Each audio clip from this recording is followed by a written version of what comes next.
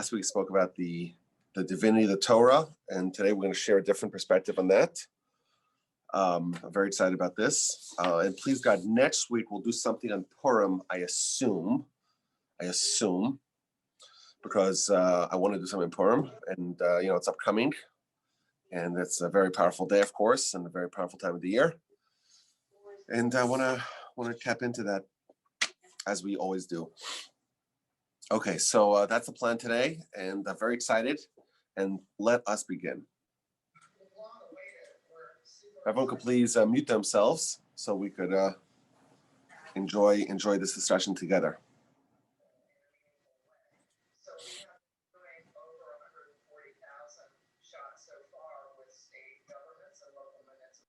Is that my audio? Is my audio breaking up? My audio is good? Okay. We spoke last time about the divinity of the Torah, and we presented what I think were several airtight arguments that seemed to leave us with no choice but to accept that the Torah is indeed divine. We spoke about the Sinai revelation, a unique historical event, the only national revelation claimed by any people and any religion. We spoke about the miracles of the Torah. How would you convince a nation of millions of people that they ate manna for 40 years if it didn't actually happen? We spoke about the predictions of once in history events that we now indeed know came true. We spoke about how the Torah is privy to information that only God would know.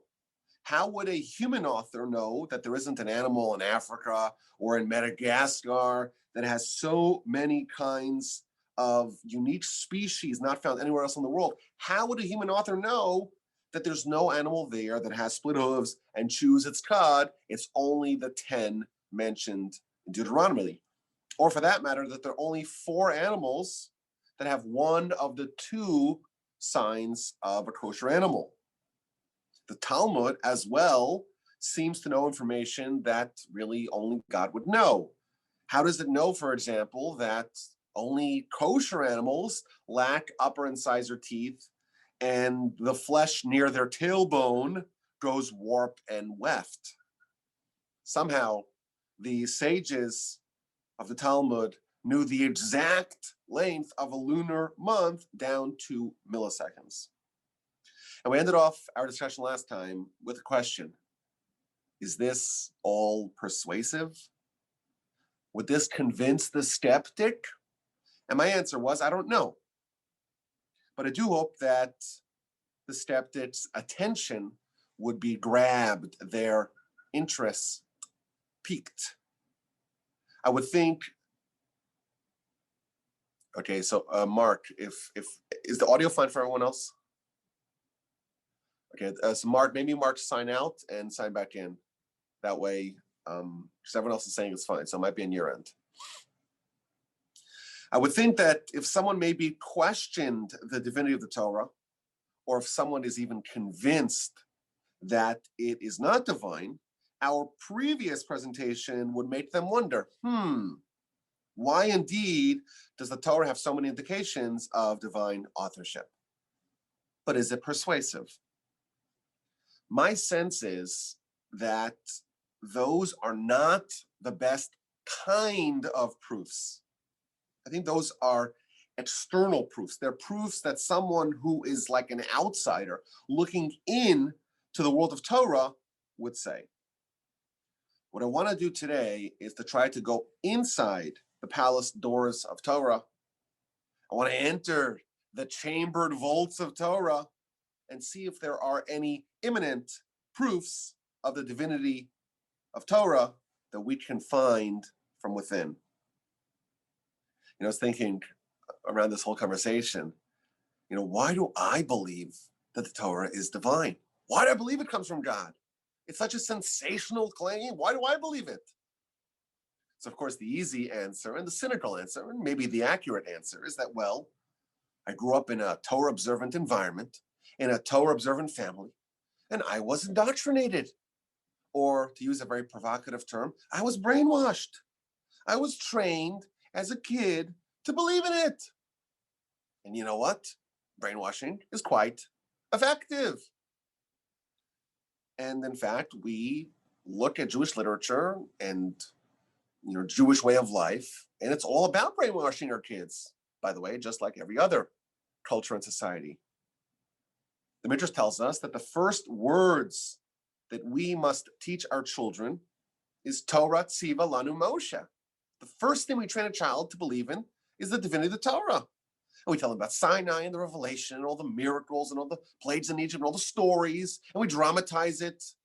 And of course, every year we get together for the Seder, and we recount the episodes at the founding of our religion and nation.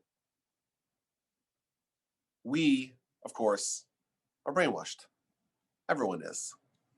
And I happen to think that that's a good thing. I think it's good parenting to educate and brainwash and indoctrinate your children. Now, of course, there's probably a balance. How do we encourage and nudge our children to go pursue the good things and to avoid the bad things? In my opinion, with respect to dangerous things, good parenting, or maybe bad things is a better word, good parenting is a balance of protecting our children. We don't want them to have things that are harmful or dangerous, but also we want to allow them to discover things on their own. We want them to learn via process of trial and error. We want our kids to have maybe a few nicks and bruises, but no damage and no trauma. And that's the balance. And exactly where you put the balance between the two is probably the choice of every parent. So for example, when I was 7 years old, on the festival of Purim, my dad gave me a cigarette and said, go, knock yourself out, have a good time. I'm like, I felt so cool. I walked outside, I get this very long drag. And of course, I went into a coughing fit. And that's how you learn that it's probably a bad idea to smoke. And thank God I'm not a smoker. Is that a right thing to do or not? I think some people would say, well, that's maybe a bit too much. It's too dangerous. You don't want to expose your kids to that. You could argue, well, a single cigarette's not going to kill you, and maybe it's good for you to try something to know it's a bad idea. If you ban everything, you make it so much more exciting for them to covet it. Let them taste it. It's not that great, and let them move on. But what about heroin? Can a parent say, hey, I want my kids to be exposed to the world. I want them to know what's out there. I want them to find out on their own what's good and what's bad. All of us, I think, would agree that if a parent allows their kid to try heroin, they should lose custody. What's the difference?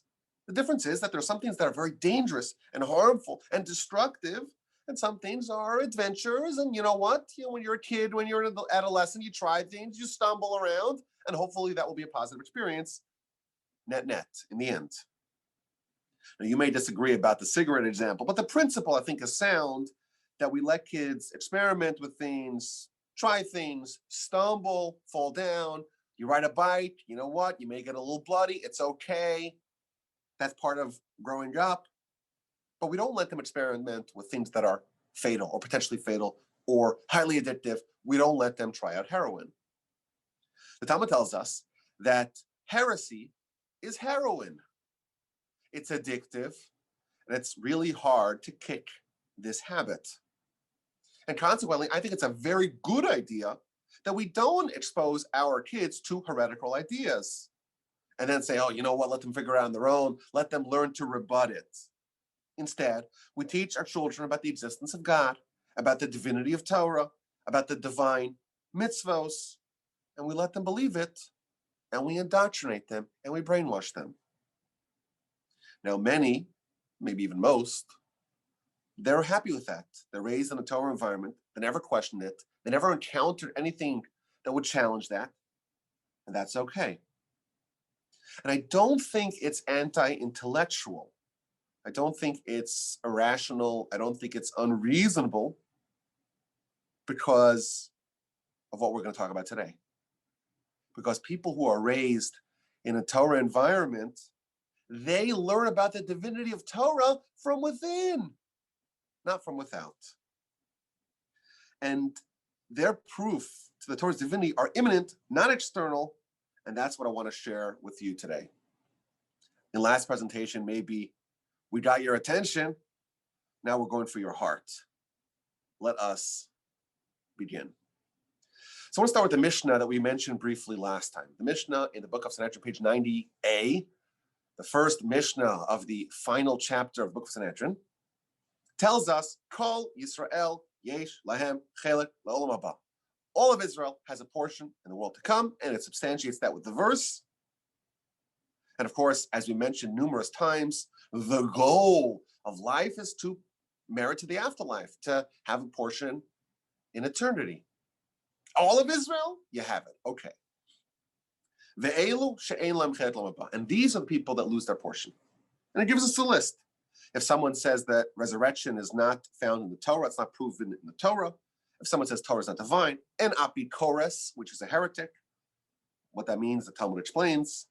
Rabbi Akiva says even someone who reads external books, someone who whispers or enchants above a wound and says the verse in Exodus, this was a common practice. What they used to do is they would enchant and say all kinds of incantations. According to another opinion, Abba Shaul, if someone enunciates the ineffable name of God, that too would invalidate them from the afterlife. And the Talmud and the Mishnah tells us there's 3 kings and 4 lay people. The 3 kings are Yeravam, Achav, and Menashe, and the 4 lay people are Bilam, Doeg, Achitophel, and Gehazi. So we have a Mishnah. It tells us that by default, all of Israel merit a portion of what to come. And then there are people that lose their portion. And the first 2 examples that it gives us are someone who questions or contests the fact that resurrection and the afterlife are evident in the Torah. That's the first person who loses their portion in Olam Haba, the world to come. And the second person is someone who rejects the divinity of the Torah. And thus concludes the Mishnah. Now, as we know, the Mishnah is going to be very basic, bare bones laws.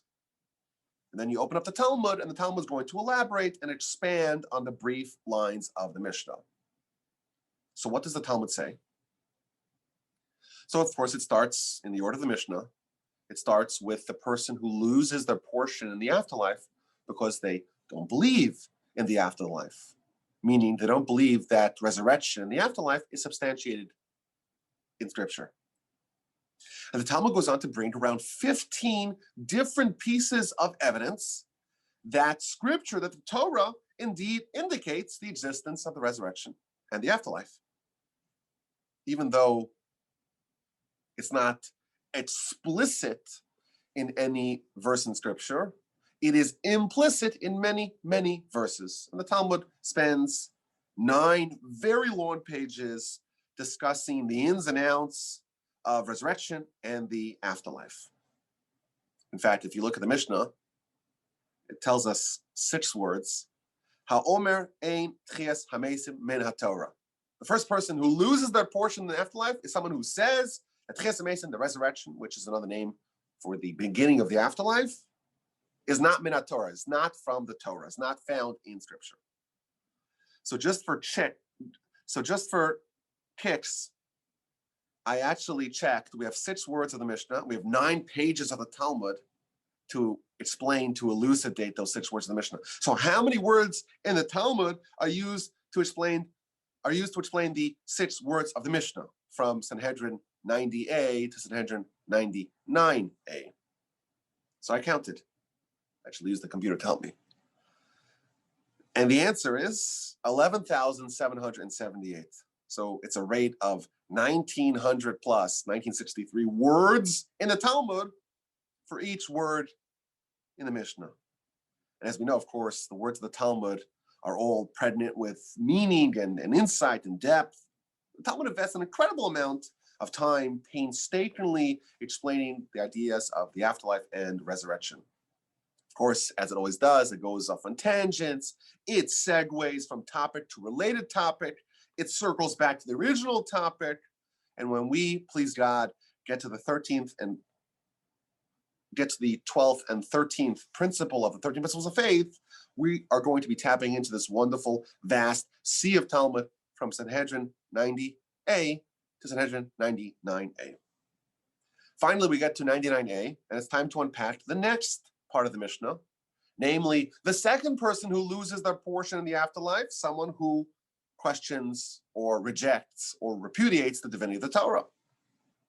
Now, to be consistent, you would imagine that just like the Talmud spends all kinds of effort proving the Torah roots of resurrection in the afterlife, it would also spend lots of time proving the divinity of the Torah. And it kind of does. But it's really interesting to see how it does it. This is how it begins. So again, the Talmud is explaining the Mishnah. The Mishnah says all of Israel's portion will come, with the exception of someone who says that the Torah is not divine. This is how it begins to explain it. Again, Talmud Sanhedrin 99a, towards the bottom. It quotes a verse in the book of Numbers, chapter 15, verse 31. Ki dvar Hashem baza. For the word of God he has disdained. Umitzvaso hefer, and he violated his commandment. He kares tikares.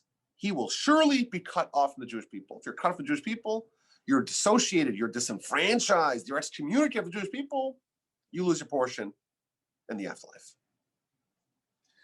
It's interesting that the way the Talmud chooses to describe someone who questions the divinity of the Torah, it's not in the context of faith. It says that he's criticized because he disdains the Torah. He fails to appreciate the value of Torah.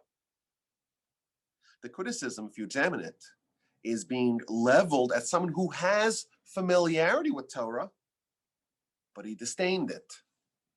He failed to accord Torah the proper respect. He failed to see what Torah is about.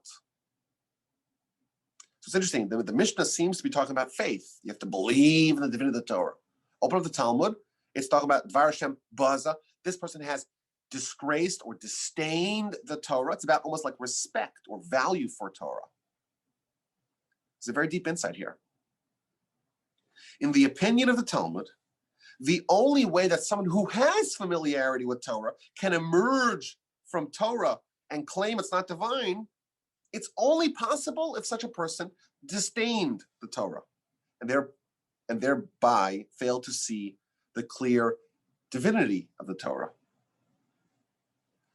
The Talmud is making a very bold claim. It's telling us that the Torah itself breathes, exudes proof of its divinity. And therefore, if you immerse yourself in Torah and you properly assess it from within, you'll come to the conclusion that it's divine. Unless you have a preternatural disdain for Torah. It's a very sharp idea here. We don't need external proofs of the divinity of the Torah. Look within the Torah and you will see clearly. Unless, of course, you have this disdain. How so? What are the proofs of the Torah being divine from within? Let's see what the Talmud says. The Talmud says like this. It elaborates on the concept of a person who has disdain for Torah. If a person says that the Torah is divine, with the exception of one verse, that verse is not from God, it's from Moses. That too disdains Torah. And that too includes a person in the group, the ignominious group of people who lose the portion of the world to come. Moreover, if a person says the whole Torah is divine, the whole written Torah is divine, but the oral Torah, it's also divine, with the exception of this kal v'chomer, which is the fancy word for it in Latin, is an a fortiori proof. It's a kind of proof that is used in the Talmud. Or this gzera shava. It's another proof of the Talmud, which proves based upon similar words in different places in Scripture. So someone accepts the divinity of the entire written Torah and almost the entire oral Torah, but they question this or that. They are already included in the category of people that are, so to speak, outside of the camp. Well, what does that mean? That means that everything in the Torah is salient. There's no extra fact in the Torah that we can say, oh, this comes from a human. This is man-made. This is not divine. This is from Moshe, not from God. If you're within the Torah, you see how everything is salient, both in the written Torah and in the oral Torah. And in fact, way back when we talked about the actual text of the Rambam on the 30 principles, in principle number 8, he says this point. He invokes the depth and multidimensionality of the Torah and the value of every verse and the unfathomable depth and the unfathomable depth that can be accessed only via diligence and prayer. He says every word of Torah has wisdom and wonders for someone who understands them. And it's as long as the land and as broad as the sea, and we have to follow the ways of King David, who prayed, Gal einai va'abita neflos medorasecha, uncover my eyes so that I can see wonders in your Torah. Everything in the Torah is deep. Everything is replete with wisdom and wonders and secrets, and there's no throwaway verses. There's no throwaway parts not in the Torah, not in the oral Torah. It's longer than the land. It's broader than the sea. It's exceedingly deep. And the deeper you go into the Torah, just like a sea, the deeper you discover that it actually is. The more perfect you see it is. Again, this is talking not from the perspective of an outsider. This is talking about someone who goes into Torah. And from within, when you see the world, the vast universe of Torah from within, you see that this is not the product of man. I'm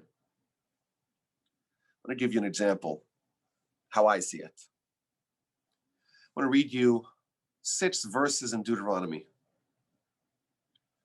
When 2 brothers live together and one of them dies and he has no son, his wife, i.e. the widow, should not marry some foreigner. Instead, she should marry her brother-in-law. He should do what's called yibum, levirate marriage. And then when they have a child, that child will be named after the deceased brother. This is an idea called yibum, that when a man dies childless, his brother marries his widow, and that way there could be a continuing legacy for the deceased brother. Well, what if the brother does not want to marry her? Well, then they do what's called the chalitza process. It's like a certain version of a divorce where there is the removal of the shoe, and then there's some spitting, not at people, but on the ground. So she removes his shoe and she spits in front of him, and she says he doesn't want to marry me, and she can marry whoever she wants. 6 verses in Deuteronomy. This is an idea we've heard of. There is a version of it, of course, in Genesis when Judah marries his daughter-in-law, the same kind of principle, even though it's not brothers, but it's the same idea. But we're familiar with it, the idea of levirate marriages. Now, if you had to guesstimate how much Talmudic literature exists on these 6 verses and how long you can reasonably spend studying the related Talmudic literature, what would the answer be for someone who doesn't know? You have 6 verses, Deuteronomy. It's a law about levirate marriages. Brother dies and the other brother marries it, unless marries the widow, unless they don't want, and then there's a chalitza process. How much Talmud is there on this? You would imagine, I don't know, a page, 2 pages, maybe a chapter. And how long would you spend studying it? My goodness, how much is there to talk about it? Maybe a day, maybe a week, tops. Of course, the answer is nothing like that. The book of Talmud is one of the largest books of Talmud in the entire set. It's one of the most difficult books of Talmud. It's one of the most intense and challenging books of Talmud. And it's definitely one of the most awe-inspiring books of Talmud. In the yeshiva world, in the yeshiva circuit, when they get to the book of Yevamos, they typically spend a year studying it. if you happen to go to the Mir Yeshiva, which is the largest yeshiva in the world, that I had the great fortune of spending time there, they only spend a half a year studying it. That's because they go very, very, very fast. And even in a yeshiva where they spend an entire year studying it, the vast majority of the students actually don't finish the entire book. That's how much there is on this subject. Now, I have a special fondness for this book of Talmud because it's the first book of Talmud that I had the merit and fortune to finish. In fact, when I finished high school, I went to a yeshiva in Israel, and I'm dealing with Israelis, and not just any Israelis, like the sharpest ones out there. And if you ever dealt with Israelis, they're very sharp, very intense. And these students, my fellow students, have been studying like Talmud since they're like 3, and their minds are like razor blades, and they have been conditioned to study the whole day. And I was coming from like a high school. You study a little bit, and then you go do some math and science, and then you study a little more Talmud. It was much more of a chilled environment. And then you get there, and it's like wall-to-wall Talmud with these super geniuses, Israeli sharp razor blade minds. And I couldn't hack it. I couldn't imagine at the beginning. So we learned the book of Yevamos, spent the whole year, first year studying in yeshiva, book of Yevamos. So I, at 3 days in to the session in the afternoon, I said, you know what? I'm going to finish this book. So I opened up the back of my book, and I made a page there, and I said, okay, these are the 16 chapters of this book of Talmud. Let's make a list here. How many pages they contain, what's the names of the chapter, where does it start, where does it end, and then I'll write the date that I finished it first, and then how many times I finished that particular chapter. And this book of Talmud, I really feel strongly that this is a perfect example of what we're talking about. You see an entire universe of Torah that it's not possible this was man-made. It's just that if you spend a year studying this book, it's not possible. This is not the product of a human. Now, later on in my life, I had the great privilege of studying this in a different yeshiva under the guidance and tutelage of the greatest Talmudic lecturer in the world, is Rabbi Asher Arieli. I remember the first lecture of the semester, he said that every opportunity to study Torah, of course, is incredible. And we're not there to assign hierarchy, which Torah is more preferable than which Torah. But still, we're studying Yevamos. We're studying this amazing book of Talmud. This is special. Now, some people are terrified by this book. It's so deep. It's so intense. It's really difficult, in fact. Others are thrilled by this book of Talmud, but everyone is supremely challenged by it. Now, during this semester, there were, in 6 months, 122 lectures, a Sunday through Thursday, every week. And I didn't miss a single lecture. I think I was the only student, maybe one of the only students who didn't miss a single lecture. My son Akiva was born during this semester. And I said, you know what? Hospitals are great and I want to stay, but I'm not missing a lecture. On the book of Yevamos, how could you miss a lecture? In fact, I even have in my notes, like I wrote in the lecture, I found some connection between like the birth of a child and the topic at hand. I said, okay, this is so fitting for today because on this day, my first son was born. I actually have in my house 4 notebooks with hundreds and hundreds and hundreds of pages of notes, around 6 to 7 pages of notes per lecture, plus an index of topics that I wrote studying this wonderful book of Talmud. Well, if you spend 6 months and 122 lectures, there's only 6 verses in Deuteronomy. How far did you get in the book? The book has 122 pages. How far did you get? Well, we got up to page 31a, meaning fewer than 30 pages. Now, you may say, you know what? These guys in yeshiva, they're probably smoking and drinking coffee and relaxing all day, and that's why they only got to page 38. What I'll tell you reliably is that most other yeshivos, when they study this book of Talmud, and they study with intensity and rigor, they get to like page 10, or maybe 15, with 6 months or even a year studying this book. And I want to testify in front of y'all that the level of intensity and rigor and stunning brilliance and unfathomable depth that I experienced studying the book of Yevamos far exceeds anything else that I've ever encountered since. This book of Talmud is an entire universe, and it's 6 verses in Deuteronomy. When you spend 6 months, 10 hours a day, 15 hours a day, immersed in the universe of the Talmud of Yevamos, you know that it's not man-made. I was thinking, this is really ancient literature. What can we compare it to? So I was thinking Shakespeare. Shakespeare is 500 years old, and people still read it. So we see that the Torah and the Talmud is not the only thing that endures. And you know what? Shakespeare's really interesting, and it's intriguing. But there's a big difference between Torah and Shakespeare. Shakespeare is dead. Torah is pulsating with life. Think if any one of us gets the opportunity to ever walk into a beis medrash, to walk in a study hall of an advanced yeshiva, it could be a life-changing experience. You may think, a bunch of rabbis or students studying, scholars, it's probably like a really nice, quiet library. And quite the contrary. You feel like you're walking into a battlefield. Everyone's sitting there in close quarters. Of course, now it's a little difficult to do, but they work it out. And they're screaming at their study partners for hours and hours a day.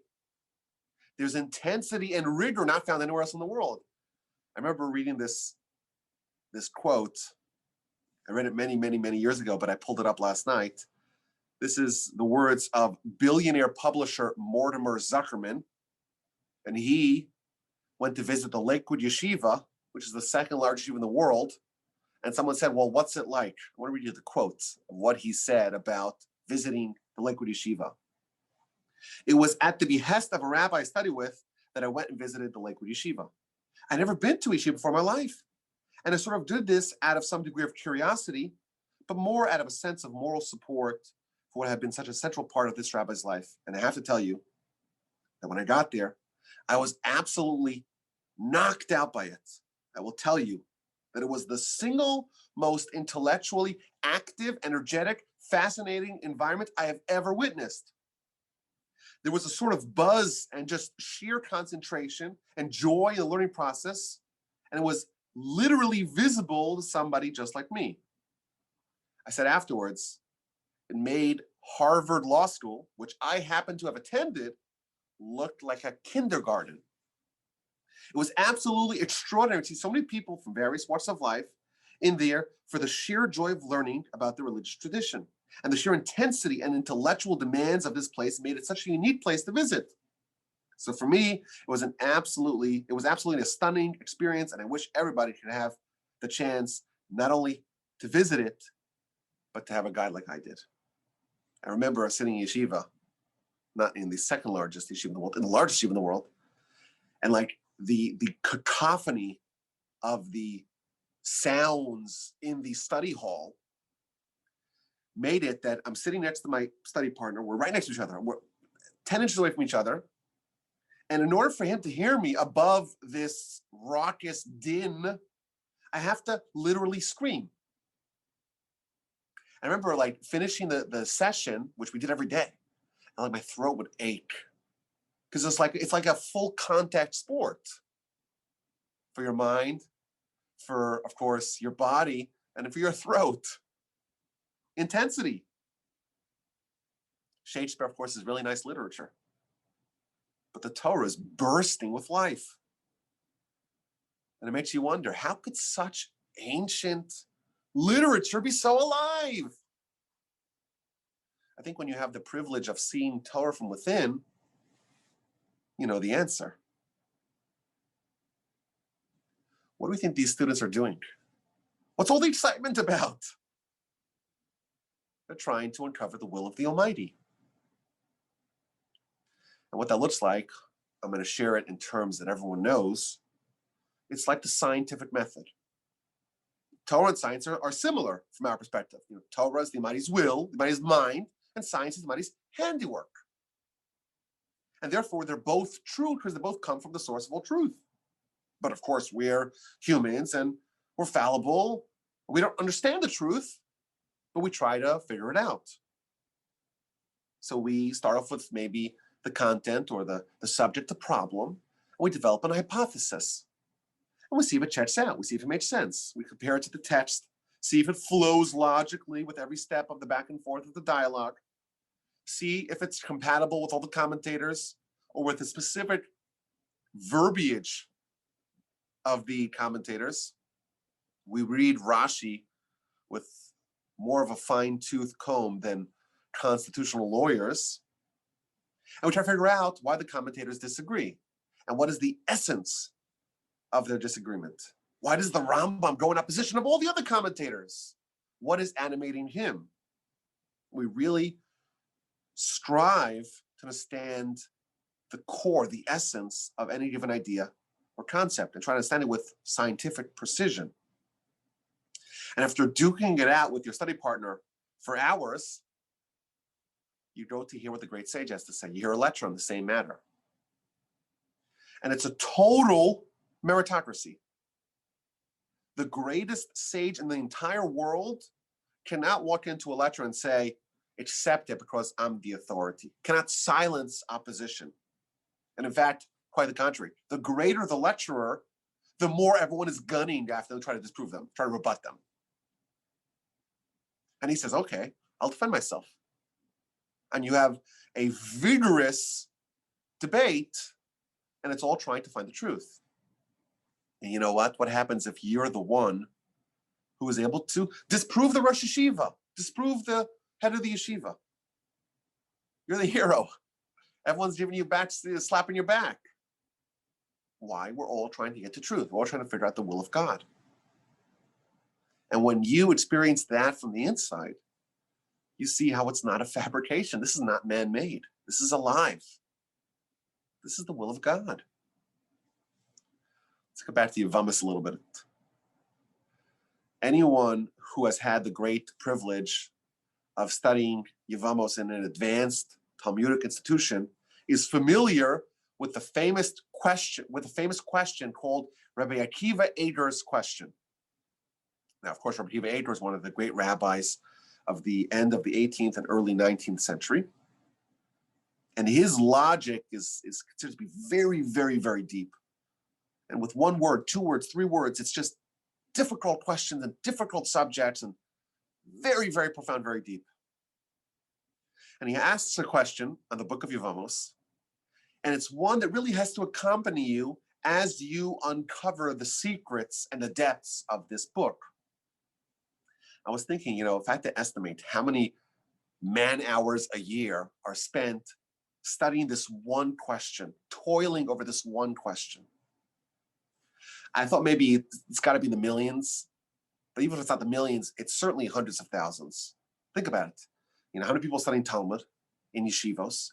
And a good portion of them are studying the book of Yevamos. And a good portion of our immersion into this subject is going to be really working through this central question that really accompanies us throughout the whole book. So it's definitely fair to say hundreds of thousands of hours every year. And by the way, these are not dolts that are spending time on these kinds of questions. Some of the brightest minds, some of the sharpest minds in the world are working on this question. And if you drill down to the bottom line of this question and you discover what's actually at stake, what's at stake is one letter vav in the word litzror in the Torah.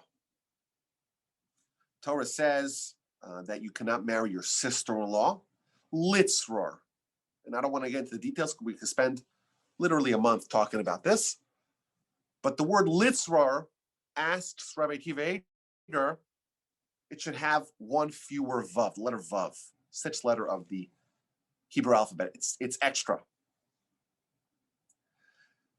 I think there's no way you could spend 6 months, maybe even a year, maybe even 2 years of your life studying Yevamos and working on a question that ultimately comes down to one letter in the whole Torah. And you come out after that and say, oh, the Torah is man-made. I want to tell you, I mentioned that when we were studying the book of Yevamos, my son Akiva was born. And he's now bar mitzvah age. One of the reasons why we named him Akiva was after Rabbi Akiva Eger, and this question. And I remember saying by his bris, saying, this question proves the divinity of the Torah. Now, again, to an outsider, it's like, well, I don't get it. You know, there's a question, okay, a bunch of rabbis are arguing. But if you're inside and you see what it's like to work through subjects of Torah on this level with this intensity for this long, you see that the Torah indeed is not man-made. I want to share with y'all another memory of mine, pertinent, of course, to our subject. And again, I think this is another example of how someone who lives within the confines of Torah can see the proof to its divinity. So, of course, the Rambam says that part of this idea is to believe that every word of the Torah is divine. And there's no parts of Torah that are not divine, that come from Moshe or made up by someone else. That's what it means to believe in the divinity of the Torah. And that means that if something doesn't seem to have value or insight or wisdom, it does, and you're the one who needs your eyes uncovered, like David prayed, Gali night, uncover my eyes so I could see the wonders of your Torah. There's no part of Torah that's without insight and relevance and meaning and depth. I think this is a separate subject, of course, but I think that's one of the benefits of studying the Kabbalah. The Kabbalah takes us a little bit, down into the depths of the meaning of portions of the Torah that seem to be quite humdrum and allow us to get a peek into some of the secrets behind the curtain. For example, the amount of Kabbalistic literature on the speckled and spotted sheep and goats of Jacob is astounding.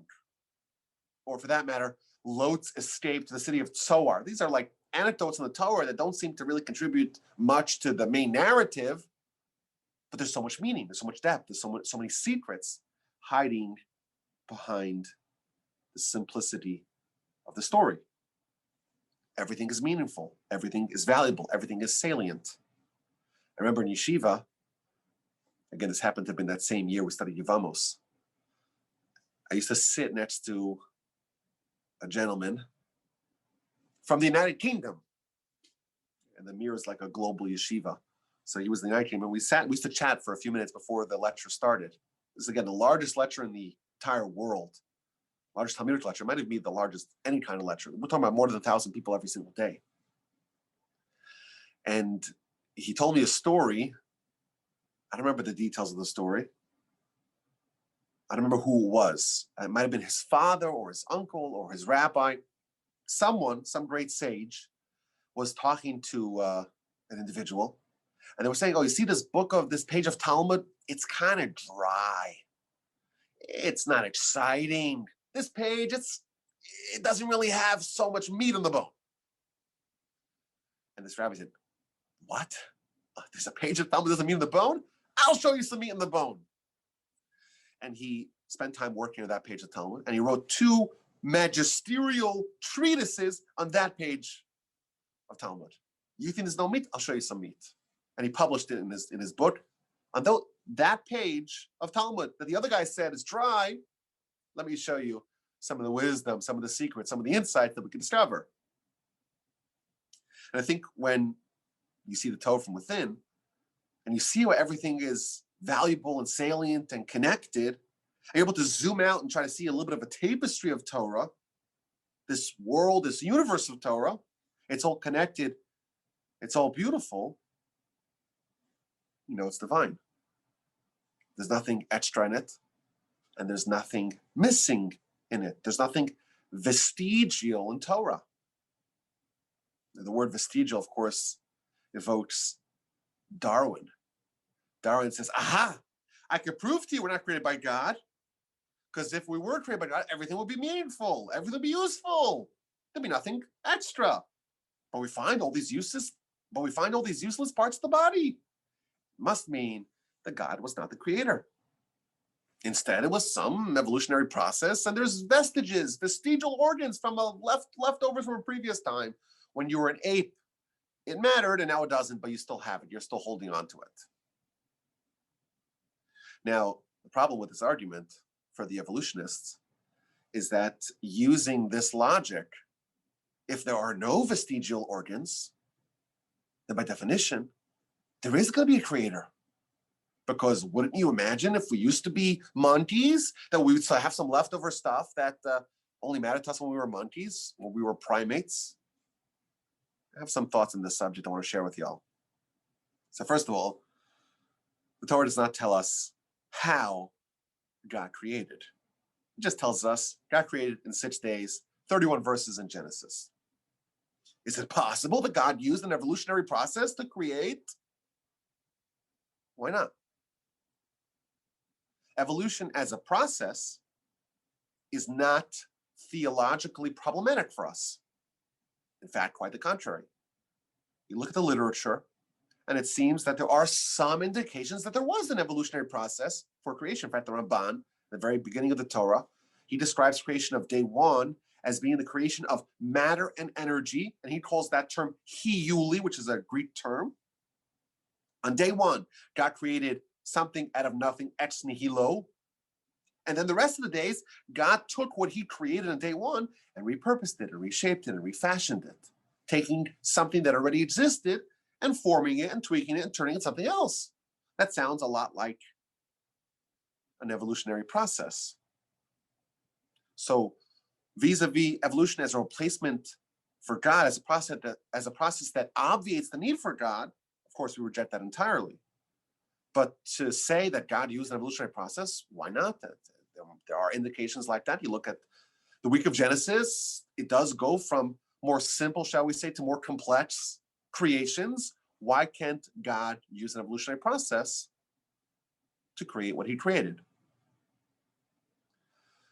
But that wasn't, of course, the intention of the original evolutionists. And they were talking about the vestigial organs. And, there's random mutations and there's some sort of biological leftovers. And the fact that there are those leftovers, it must mean that we were not designed by a creator. Now, they used to, of course, think that all kinds of organs had no purpose, like the pineal gland and the pituitary gland. They had no idea what it was. It must mean it's extra. Of course, the irony of that is that if there's nothing that's extra, then it does, by their argument, by their logic, prove that there was a designer. But regardless, I remember in 2009 seeing an article that I actually have printed out over here. And this article, I remember when I read, I'm like, I got to remember this article. So then last night, I'm like, ooh, I remember that article. So I Googled it. I was able to find it, thank God. I'm actually going to put it on my website. I'm going to put it in the description of the podcast. The title of this article is "The Appendix Fights Back: 7 Misunderstood Body Parts Explained." So it starts off, to survive, you need your heart, lungs, and liver. But what about your appendix and tonsils and wisdom teeth and other parts that you normally hear about only when they're being removed? Are they just troublemakers? Not quite. And it goes on to explain, well, actually, the appendix serves quite a vital function. And what's that? So let me read it to you. 2 years ago, Duke University researchers proposed that the appendix, traditionally regarded as a useless, leftover, vestigial structure, actually provided a haven where good bacteria could stay until they were needed to repopulate the gut after, say, a bad case of diarrhea. But in a study published last week, okay, so it says more. It says it was, but in a study published last week, in the researchers at Duke University, they concluded that it wasn't just the remains of a larger structure used by human ancestors to digest food. In fact, the appendix may still help store good bacteria, but only in places where clean water supplies need the bacteria stored by the appendix to fight off illnesses like cholera. But give the appendix nothing to do and it gets inflamed. So basically, what people had assumed was useless was actually quite useful. Your colon, your intestines, the walls of intestines are lined with bacteria. And that's very critical to the digestive process. And if the bacteria gets removed, there's a little satchel, a little sac that contains all kinds of good bacteria to repopulate the sides of your intestine. And then it goes on to the gallbladder. You thought it wasn't useless. No, it's not useless. The spleen, the tonsils, the wisdom teeth, the uvula. Uvula is the little dangly thing in the back of your throat. That actually helps people swallow things. If you didn't have it, your food will come out of your nose. And here's how the article ends. Earlobes. No one knows why we have earlobes. So again, the article is in fact, I think, very, it's torpedoing this whole idea of leftover organs. All these things that you thought had no purpose, actually, no, they have a purpose. And you were just mistaken because you assumed that your knowledge was complete. But no, it took us a while, but we figured out the purpose of all of them. Besides for the earlobes. Now, by the way, I would say that this too would provide an argument for the veracity of the Torah. Things that are made by God are perfect. Things that are made by men or by some sort of blind evolutionary process are imperfect. If the Torah has no vestigial, so to speak, sections or portions or verses, well then we know it's indeed from God. It's perfect. But here's the clincher. The Talmud of the book of Kesubos, page 5b, reveals to us the function of one physical organ. Now, if you think about it, the Talmud, it's a book of Torah. Why is the Talmud telling us the function of a physical organ? Says the Talmud. Why do we have this soft part on the bottom of our ears? Why do we have earlobes? So when we hear Lashon Hara being spoken, we could fold it over into our ears and not hear any Lashon Hara. That's what the Talmud says. Isn't it striking that science eventually figures out the function of every organ, besides for one, besides for the earlobe? Says the Talmud. The scientists will eventually, it may take a while, they'll be able to discover, the Almighty will uncover our eyes and allow us to discover the reasons for all the organs. But there's one organ, one part of the body that has a spiritual function, and you could spend your whole life trying to find the physical function for it, and you won't find function. And therefore, says the Talmud, I will reveal to you what the spiritual function of this organ is. The only organ that we're told why we have it is the earlobe. That's how far the science will eventually get. Says the Torah, I'll fill in those details for you. This memory reminds me, I had this memory last night, reading this article and then connecting it to the Talmud of the book of Kesubos. And to me, that is something that is noteworthy, germane to our subject, that the Torah, so to speak, and science are going to complement each other, and the Almighty will reveal to us the purpose, so to speak, of everything. Some we can figure out with the scientific process, and what we can't, the Almighty says, okay, I'll fill you in, because that's for a spiritual goal. But I still think that we have not yet gotten to the best proof of Torah from within. The best proof is always in the pudding. Proof's in the pudding. Our sages tell us that the Almighty created light on day one. But that light was too powerful, was too spiritual, was too intense. So the Almighty hid it for the afterlife. Where did the Almighty hid it? Where did the Almighty hide it? Our sages tell us that the Almighty hid the light, the primordial light of day one, the physical light, the spiritual light, they might hid it in the Torah. And anyone who immerses themselves in Torah will be able to experience a little bit of that primordial spiritual light. And I think once you see the light, you intuitively know the Torah is divine. Our sages tell us that Torah elevates a person. It's the famous Talmud book of Psachim, page 68b, where the great Rabbi was so excited on Shavuos, on the festival of Shavuos, and he said, on this day we got the Torah. And if not for the Torah, I wouldn't be elevated. There's many people in the marketplace that are called Yosef, but I was elevated via Torah. I think if we have the great fortune of actually experiencing that light, of actually being elevated by Torah, then we know it's not man-made. And I think also if we look at the people who study Torah and who are impacted by Torah and do it the proper way, Talmud in fact tells us that there is a way of studying Torah that's actually destructive. Zacha nasis lo samachayim. If you are meritorious, the Torah becomes an elixir of life. Lo zacha. But if you're not meritorious, nasa lo samamavis, it becomes a potion of death. It is possible for someone to immerse themselves in Torah, but do it in the corruptive fashion that it actually makes them a worse person than had they not studied Torah. But if we ever get to meet someone who's a true student of Torah, who's truly dedicated themselves to Torah in the proper way, and they're meritorious, we'll get the opportunity to meet a person that becomes complete, a person that is perfect.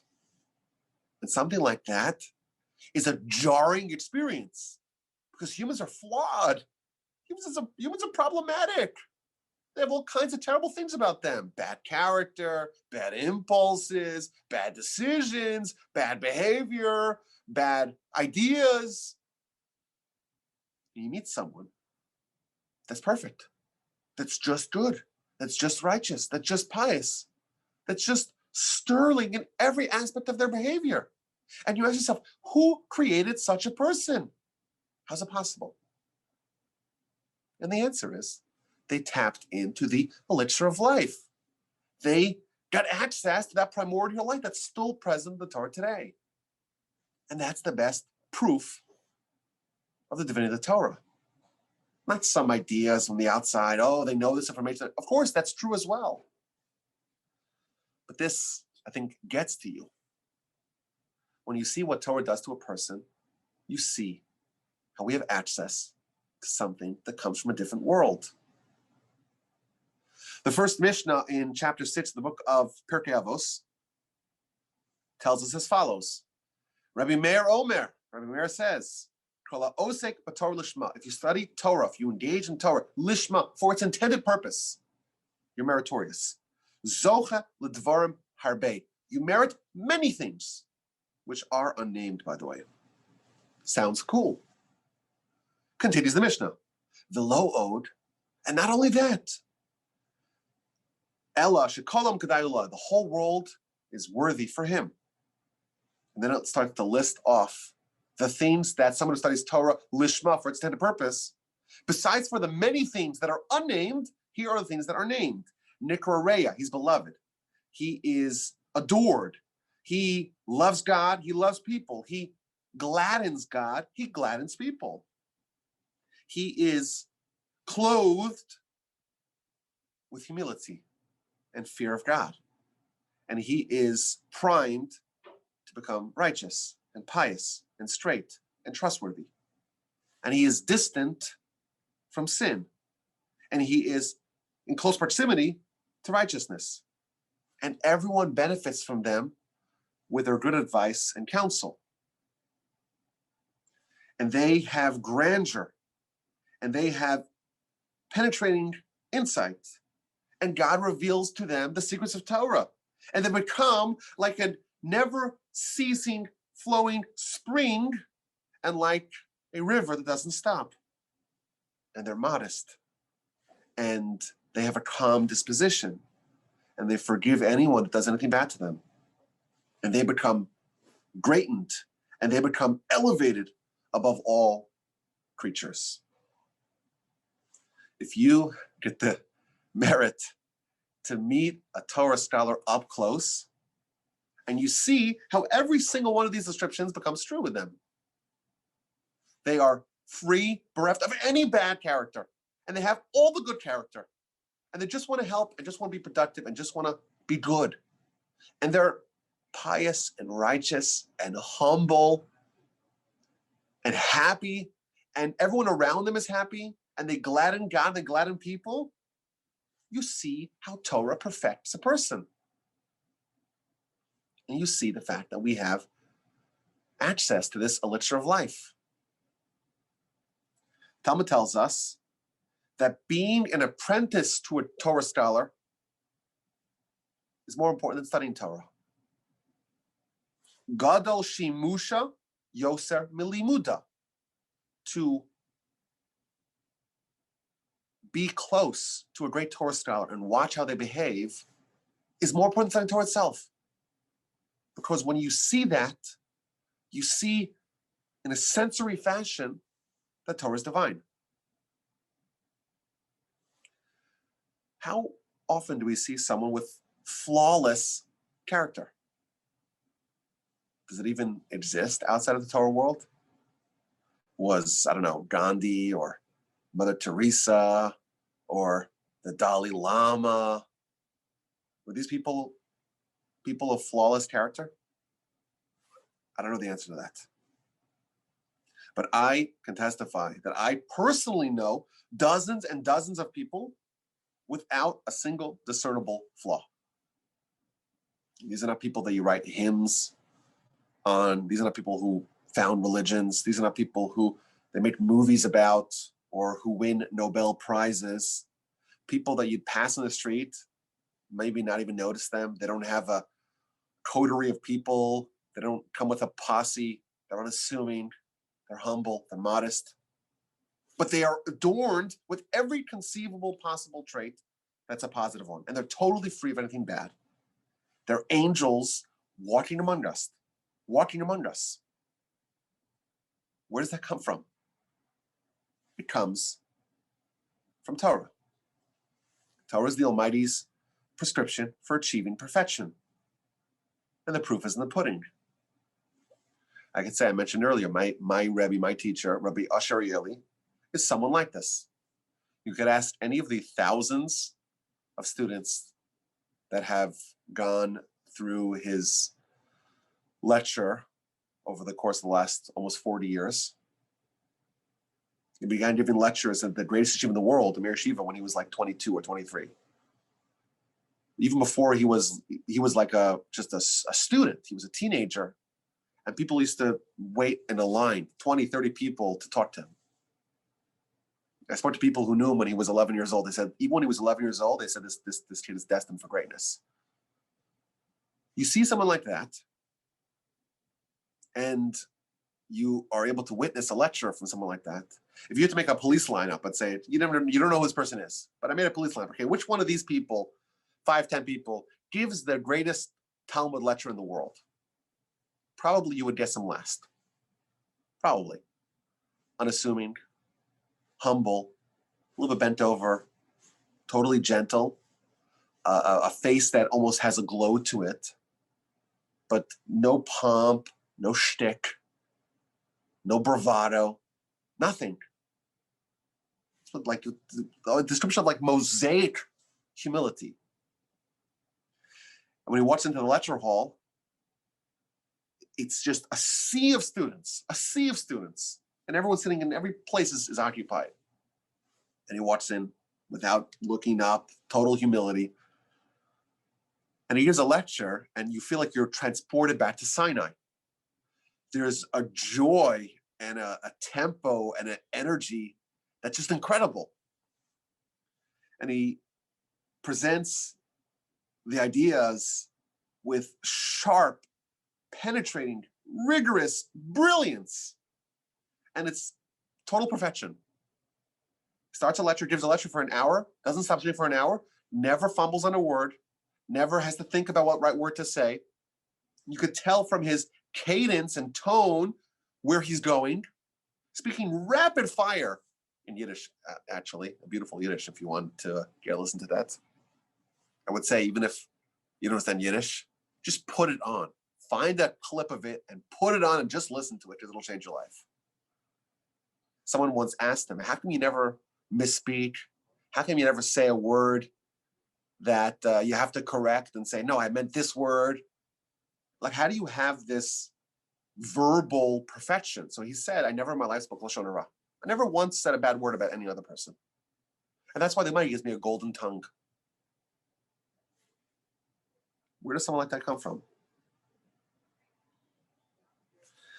One of the things that it mentions in the Mishnah is that people benefit from their advice and counsel. I could say I once took a taxi with him. I actually took a taxi with him a few times, from the yeshiva to his house. He was going home for lunch. It's a 5-minute taxi ride. And I had a problem, a vexing problem I needed advice for. And I could say, within this 4 to 5 minute taxi ride, he right away drilled down to the core of my problem, explained it better than I could explain myself, and resolved it totally before we got to his house. And still today, almost 15 years later, I'm still benefiting from his advice. And again, total modesty, total unassuming character, no shtick, no posse, nothing. Just a person who was perfected via Torah. Where does that come from? If you get to witness such a person up close, and the closer you get to them, the more you discover. Just the opposite. A great Torah scholar is someone who always tries to obscure and hide their greatness. And therefore, the closer you're able to get, the more you discover. If you have the fortune of meeting such a person and getting to know them, the idea that Torah is man-made will be forever banished from your mind. So is this persuasive? Back to our original question. I don't know if it's persuasive for everyone else. For me, it is. Again, I'm not yeshiva anymore. I'm still within the, I would say, constellation of the Torah universe. I think that when you see the Torah from within, if you don't disgrace it, if you don't disdain it, and you're able to actually tap into the waters of Torah, you're able to see the great giants of Torah, you're able to experience some of the joy of advanced Talmudic inquiry. You see Torah from within, you know it's not a fabrication. No human can create this. It's indeed from the Almighty. I thank you for listening. My email address is rabbiwolbe@gmail.com. I look forward to your questions, your comments, and your feedback.